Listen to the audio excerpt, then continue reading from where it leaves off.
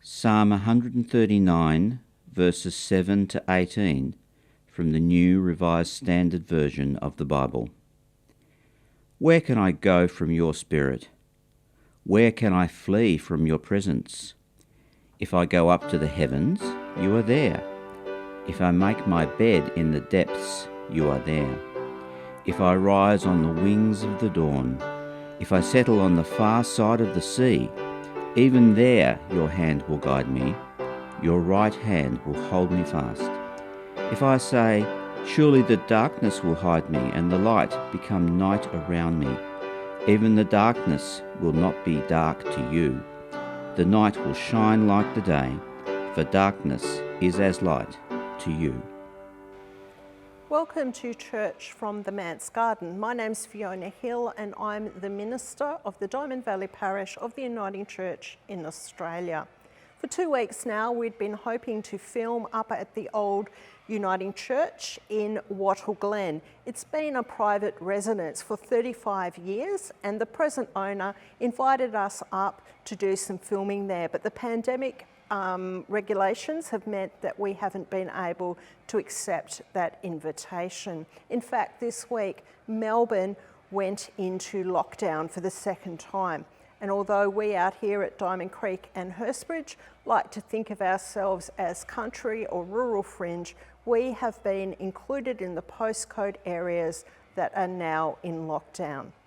Our Premier, Dan Andrews, asks that we think about this time not as a time of rules and try to creatively work out how to get around them, but rather that as Victorians we cooperate together to all get through this.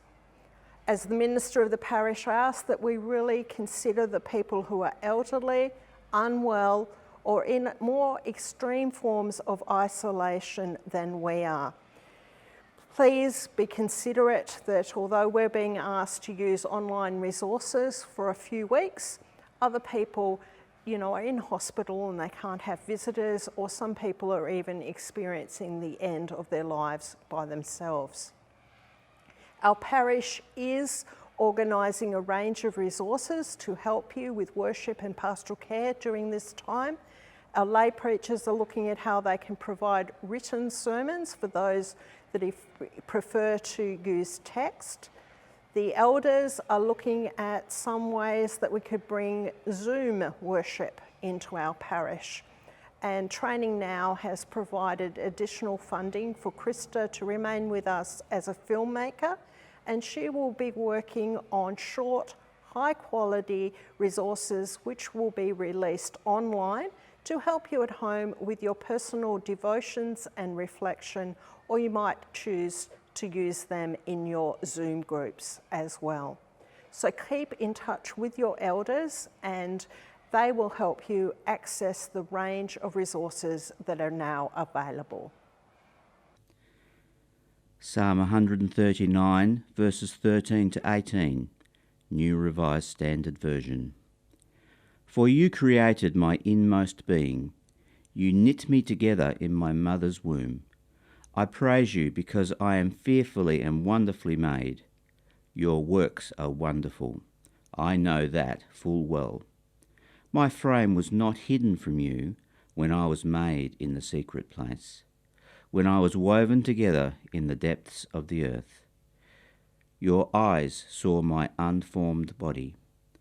All the days ordained for me were written in your book, before one of them came to be. How precious to me are your thoughts, God. How vast is the sum of them. Were I to count them, they would outnumber the grains of sand. When I awake, I am still with you.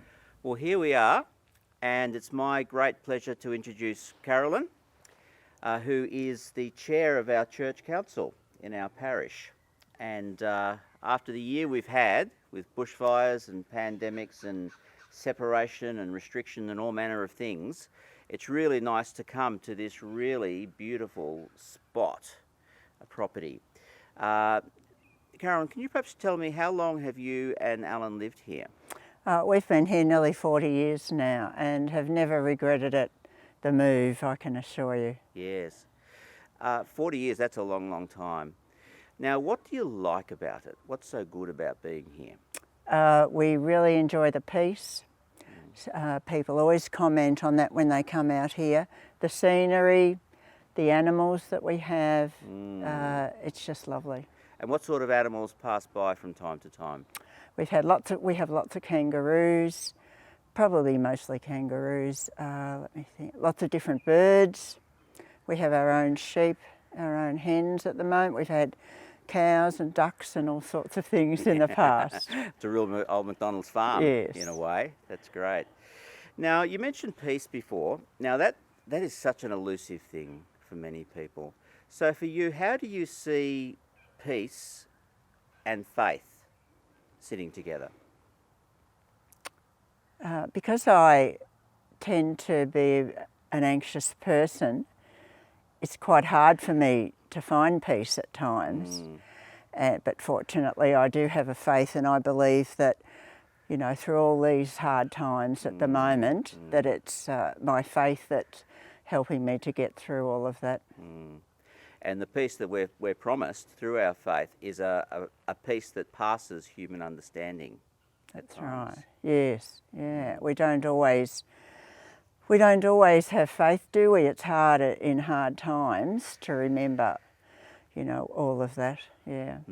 But sometimes it's a bit easier in a place like this where you see the beauty of creation and the stillness, and it's really conducive perhaps towards achieving that peace, which is so important. Yes, I think I do tend to regard it as my haven, but I mean, most people probably think of their homes as that. But yes, certainly the peace, I'm sure that has helped me along the way. Yes. Well, thanks for inviting us along today to share in it just a bit. Thanks so much. My pleasure. Lovely to have you. A poem for difficult times by Elena Mikhalkova from her book Room of Ancient Keys. My grandmother once gave me a tip. In difficult times, you move forward in small steps. Do what you have to do, but little by little. Don't think about the future or what might happen tomorrow. Wash the dishes, remove the dust, write a letter, make soup. You see, you're advancing step by step. Take a step and stop. Rest a little, praise yourself. Take another step, then another. You won't notice that your steps will grow more and more, and the time will come when you can think about the future without crying.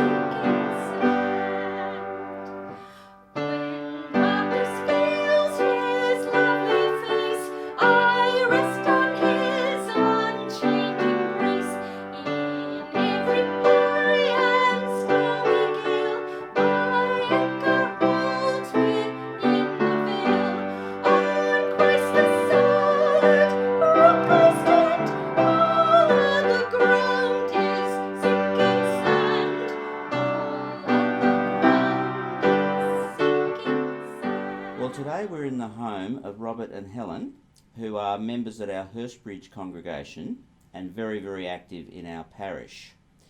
Now, Helen, Robert, I understand that you took a holiday recently to East Gippsland. Why East Gippsland? Well, when the bushfires were raging back at the beginning of the year, December, January, I heard that there were bushfires in Buchan. My mother was born in Buchan, so that caught my attention.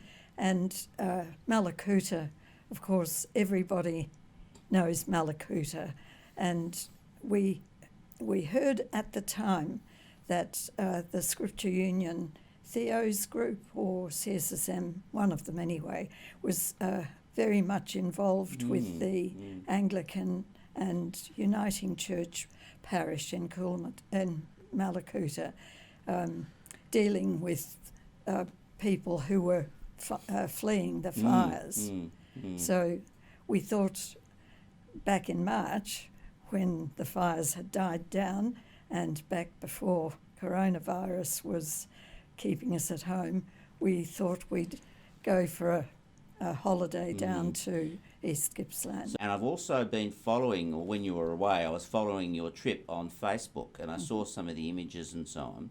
So could you just tell us some of the things you saw that you remember and impressed you? I guess the thing that mostly impressed us was how extensive the burnt areas were. We would just be driving for kilometre after kilometre, hour after hour, through totally burnt areas. Once we got closer to Malakuta, then there were whole areas where there were tree ferns growing, and I know the tree ferns are some of the first to come back. But there were also areas where, obviously, after the initial sprouting of the leaves along the tree trunks, there must have come another heat wave because all of those in one area, a couple of areas, had died. So 2 steps forward and a step back again. The businesses, are some of those, making their way, or are they still really struggling? Malakuta seemed to be booming to me. Lots of tourist people there. Yes, there were certainly a few our vintage who were also taking the opportunity to call in. Yes. Yeah. Well, it sounds like one way or another, there's a few good things happening. So we can't deny the tragedy of the fires, and we can't deny how difficult it still is with the virus and all the restrictions and so on. But there are some good folk like yourselves that are making the trip, spending some money, and showing an interest in those communities, talking to some of the locals, and seeing just a few signs of regeneration. So thanks very much for sharing with us today. That's all right.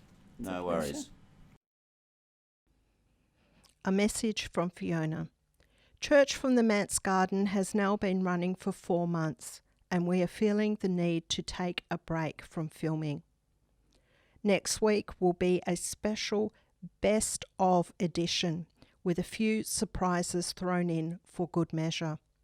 In regard to my own health in recent weeks, I have become aware that cancer has once again returned, and I need time to adjust to all that this means for us as a family. Hopefully, I will be able to build my strength and the confidence necessary to resume a public life further down the track.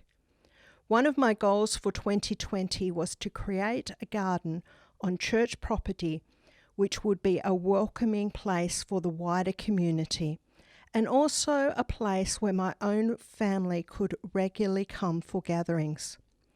Like all families, we were hindered by isolation and other restrictions in our desire to gather around gorgeous grazing tables, fire pits with marshmallows, underneath the sparkling fairy lights. However, fronting church from the Manse Garden, and I must admit, I really did like hosting my own cooking and gardening show on TV, and running the garden stall on our front lawn were absolute dreams come true. And from these experiences, I take many happy images of community and family into the coming weeks. I would also like to highlight a few things that we have achieved around the garden during our time of filming. We have expanded our succulent collection with the help of Liam, who has upcycled industrial pallets and old guttering to create vertical planting options. The daffodils that we planted out into pots on Easter Sunday are now well and truly ready to move out into the big wide world and cast their yellow sunshine all around. We established a new cottage garden border out the front. And so I want to say a big thank you to everyone who has supplied cuttings and seeds and plants to help us with this work. It takes a village to raise a child, but it's taken a whole parish to create this garden, and I am very grateful. Thank you. And now the community news. As gathered church is still not an option, Susie and her friend Sue continue to stride it out around Hurstbridge on Sunday mornings. The old family home of the Saunders family at Hurstbridge has been sold to local business interests.